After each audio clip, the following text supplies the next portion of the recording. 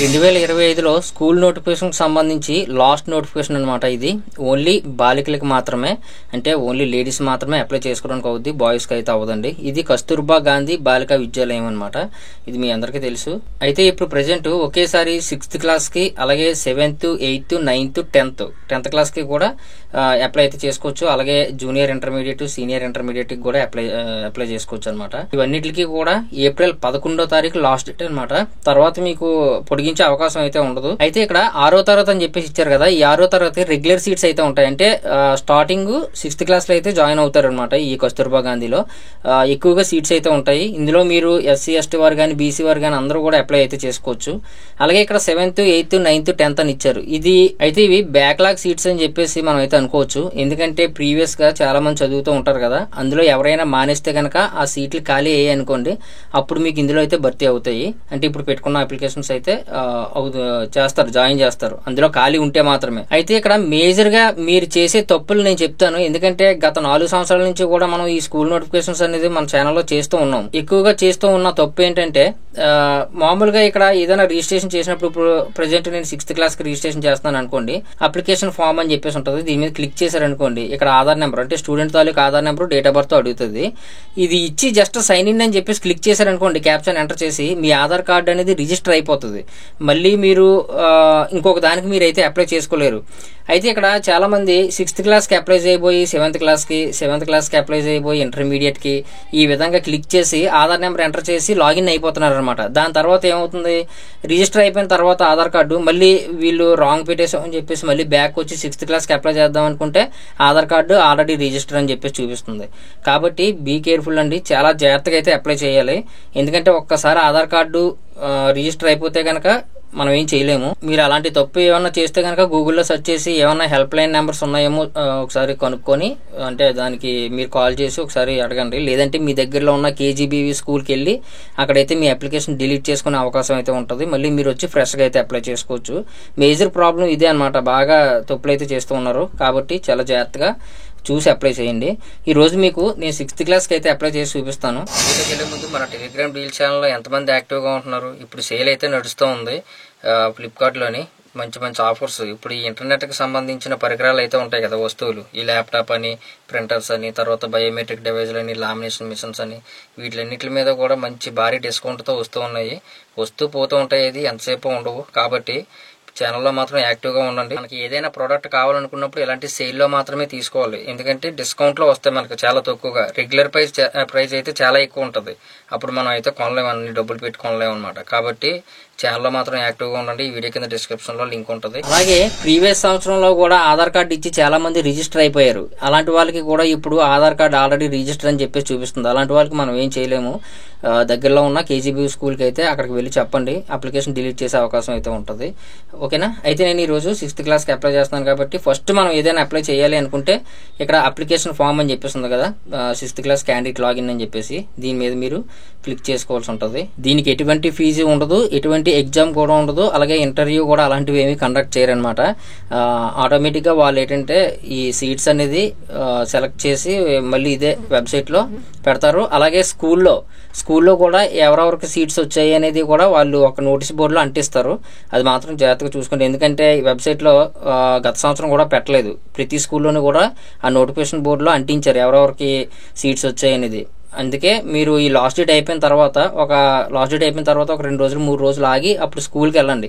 మీరు ఏ స్కూల్కి అయితే పెట్టారో ఆ స్కూల్కి వెళ్తే అక్కడ మీకు నోటీస్ బోర్డులు అయితే అంటిస్తారు. అక్కడ మీకు సీట్ వచ్చిందా లేదనేది చూసుకోవచ్చు. ఓకేనా? నేను అప్లికేషన్ ఫామ్ అని చెప్పేస్తుంది కదా, దీని మీద క్లిక్ చేస్తున్నాను. క్లిక్ చేయగానే ఇక్కడ ఫస్ట్ స్టూడెంట్ తాలూకు ఆధార్ నెంబరు, ఆధార్లో ఉన్నట్టుగా డేట్ ఆఫ్ బర్త్, ఇక్కడ ఉన్న క్యాప్చర్ ఎంటర్ చేసి సైన్ ఇన్ అయితే అవ్వాలి. First Aadhaar number, date of birth ఇచ్చి చూడండి. డేట్ ఆఫ్ బర్త్ కూడా ఇచ్చి చూడండి. ఒకవేళ మీరు ఎలిజిబుల్ అయితే కనుక ఇక్కడ తీసుకుంటుంది, లేకపోతే ఇక్కడే చెప్పేస్తుంది అనమాట. నేనైతే 2 కూడా ఎంటర్ చేసి సైన్ ఇన్ అని చెప్పేసి క్లిక్ చేస్తాను. ఒకసారి మనం సైన్ ఇన్ అని క్లిక్ చేసిన తర్వాత అప్లికేషన్ ఓపెన్ అయిపోద్ది. డైరెక్ట్ గా మీరు ఫిల్ చేసేసుకోవడమే. అందుకే చాలా జాగ్రత్తగా మీరైతే అప్లై చేయాలి. నేను ఇప్పుడు ఆధార్ కార్డుతో లాగిన్ అయ్యానా, నేను 7th క్లాస్ కి ఇప్పుడు అప్లై చేయాలంటే అవ్వదు. అదనమాట, చాలా జాగ్రత్తగా అయితే చూసుకోండి. ఇక్కడ మీరు ఇచ్చిన ఆధార్ కార్డు నెంబర్ అయితే కనిపిస్తూ ఉంటుంది. అప్లికెంట్ నేమ్ ఇక్కడ రాయాలన్నమాట. ఓన్లీ నేమ్ మాత్రమే రాయాలి ఆధార్ కార్డులో ఉన్నట్టుగా. తర్వాత సర్నేమ్, ఇక్కడ ఇంటి పేరు అయితే రాయాలి. నెక్స్ట్ జెండర్ని ఆటోమేటిక్ తీసుకుంటుంది, ఎందుకంటే మనకి ఆధార్ కార్డు ప్రకారంగా జెండర్ తీసుకుంటుంది.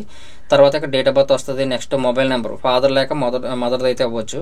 తర్వాత ఇక్కడ మేజర్ హెల్త్ ప్రాబ్లమ్స్ అయితే అడుగుతున్నారు. ఏమైనా ఉంటే కనుక ఎస్ పెట్టండి, లేదంటే నో అని పెట్టండి.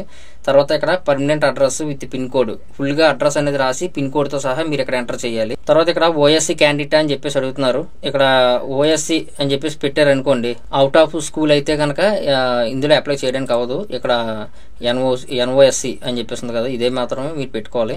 ఇక్కడ చైల్డ్ ఇన్ఫో నెంబర్ అడుగుతున్నారు, ఒకవేళ ఉంటే ఇవ్వండి, లేదంటే లేదు. దివ్యాంగుల అని చెప్పేసి అడుగుతున్నారు, నో అయితే నో, ఎస్ అయితే ఎస్. ఇక్కడ ఫ్యామిలీ డీటెయిల్స్ అయితే ఇవ్వాలి. ఆ పిల్లాడు ఎవరైతే అప్లై చేస్తున్నారో ఆ బాలిక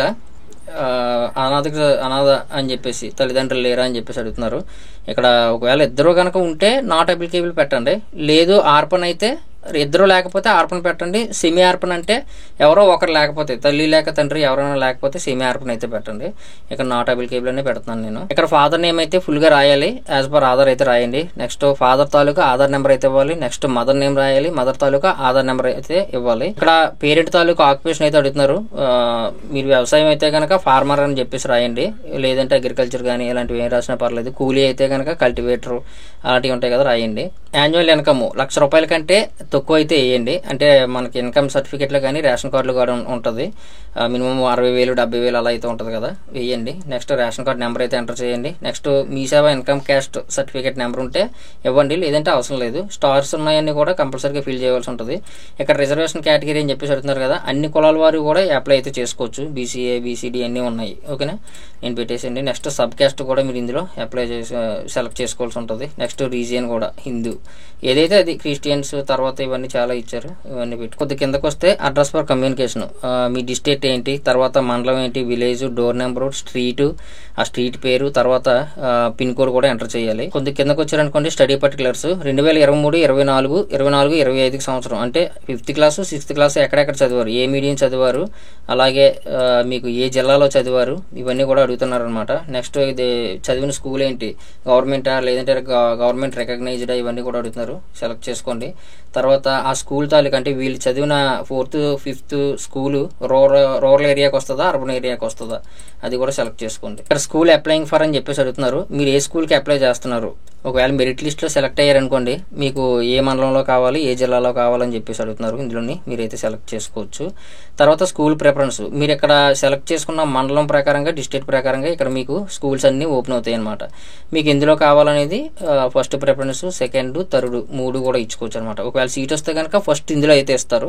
ఇందులో ఒకవేళ ఖాళీ లేదనుకోండి రెండో దాంట్లో చూస్తారు, రెండో దాంట్లో కూడా మీకు రాకపోతే మూడోది, ఇంకా రాకపోతే మనం ఏం చేయలేము అనమాట. కొద్ది కిందకు వస్తే ఇక్కడ ఓన్లీ ఫోటో మాత్రమే అడుగుతున్నారు, సైన్ అవసరం లేదు.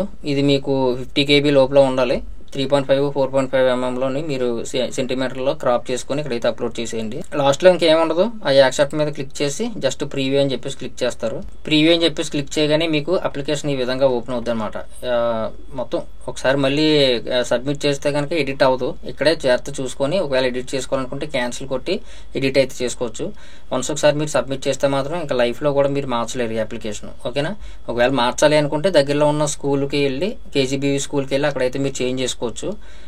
అందుకే ఒకసారి క్రాస్ వెరిఫికేషన్ అనేది చాలా మ్యాండేటరీ, చాలా జాగ్రత్తగా అయితే చూసుకోవాలి.